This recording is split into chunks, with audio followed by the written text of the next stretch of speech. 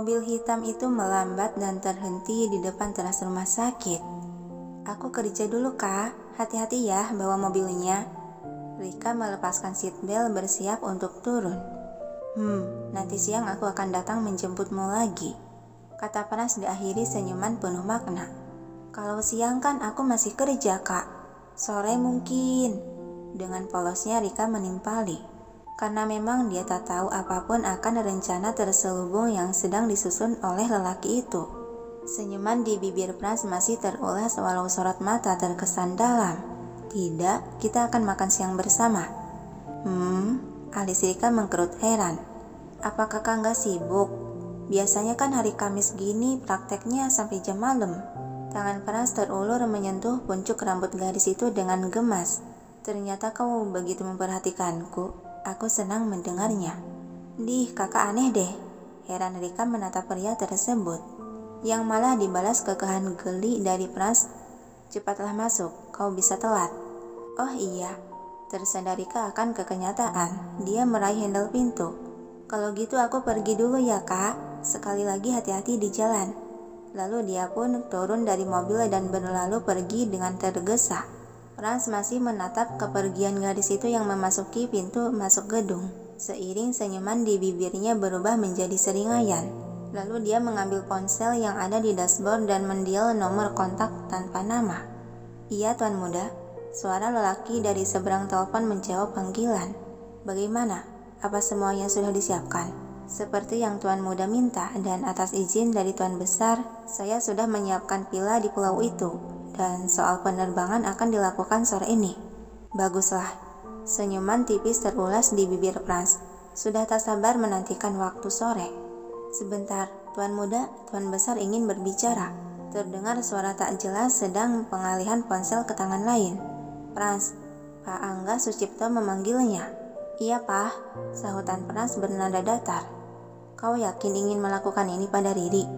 Dia bisa saja berubah membencimu. Pikirkanlah lagi, Pras. Kenapa? Apa papa akan menunggu sampai Riri direbut oleh mereka? Barulah bertindak. Aku tak mau hal itu terjadi, jadi biarkan aku bergerak.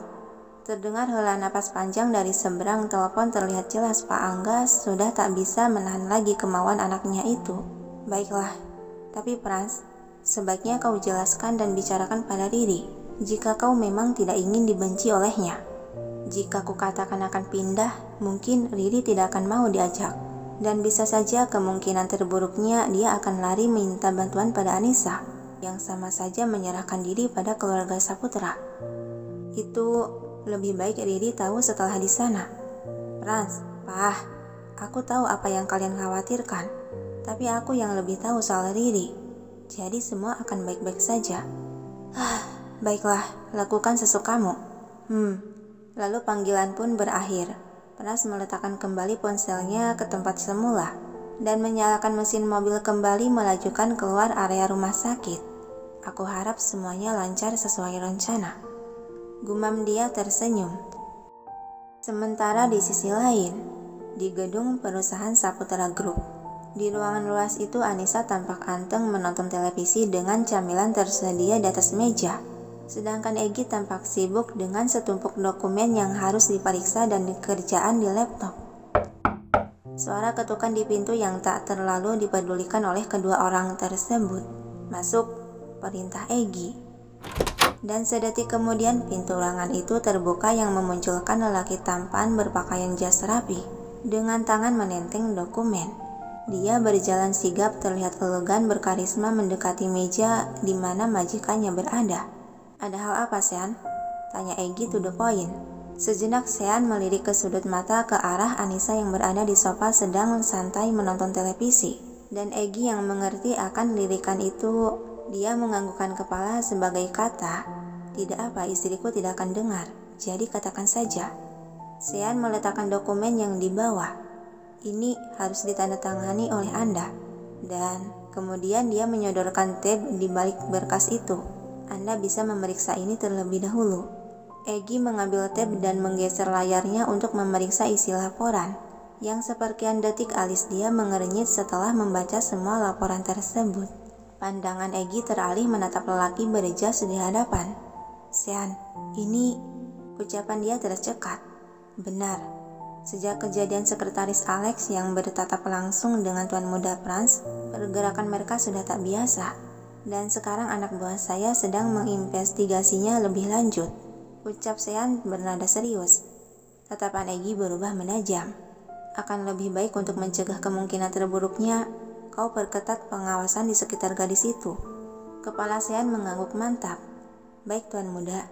Lalu, sekretaris Alex, apa hari ini beliau tidak masuk? Oh, si Alex. Mulai besok dia sudah mengundurkan diri.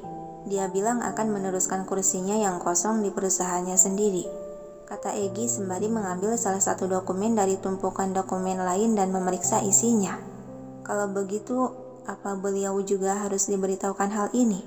Sejenak pergerakan tangan Egy terhenti. Dia kembali menatap dalam diam pada lelaki berjas tersebut sebelum akhirnya mengangguk tipis. Dia berhak tahu, karena dia juga penyebab mereka jadi waspada. Baiklah, kalau begitu saya permisi Tuan Muda.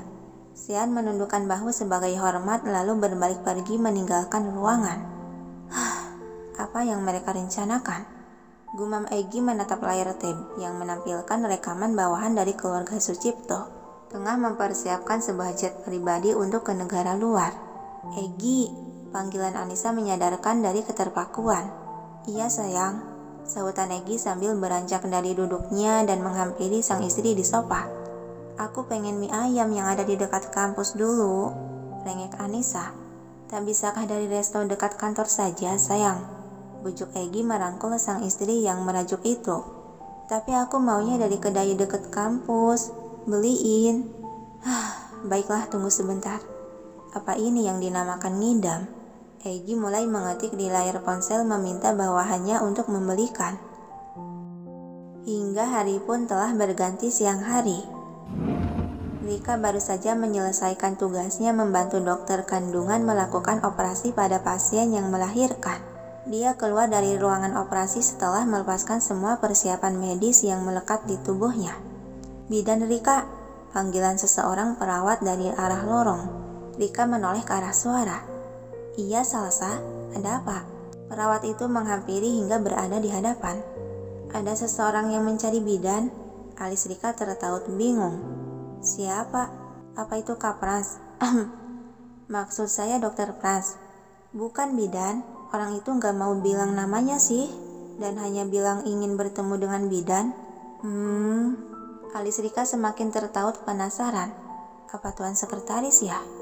Tapi kalau dia, mungkin Salsa juga bakal mengenalinya. Baiklah, dia ada di mana? Orang itu ada di lobi bidan. Rika menepuk sebelah pundak perawat wanita tersebut dan tersenyum. Makasih ya, aku kesana dulu. Lalu dia beranjak pergi setelah mendapati anggukan dari Salsa. Siapa ya? Bikin penasaran aja. Gumam Rika di sela langkah kaki melewati lorong panjang itu. Sampai tidak lama kemudian dia telah sampai di lobi rumah sakit yang cukup ramai oleh orang berlalu lalang. Bidan Rika.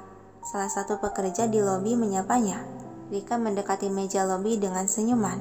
Katanya ada orang yang mencari saya. Mana orangnya? Dia langsung to the point bertanya. Oh, itu orangnya ada di depan bidan. Tunjuk pekerja wanita tersebut. Melirik ke arah samping kiri di mana di ujung sana ada dua orang lelaki berjas rapi tengah berdiri tegap. Makasih ya. Walau ragu dan bingung karena tidak mengenali wajah mereka berdua, Rika tetap melangkah mendekati kedua pria tersebut.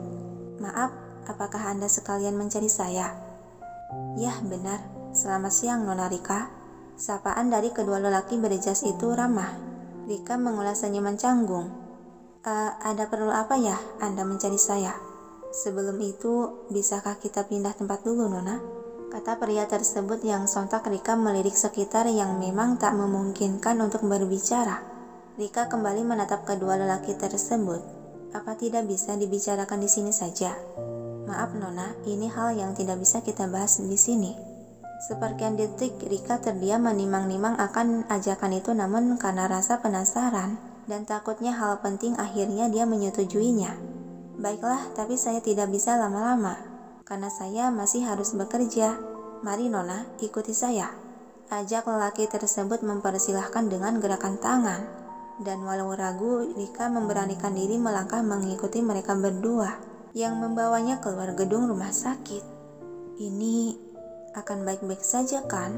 Tapi kalau dilihat dari raut wajahnya, mereka bukan orang jahat deh.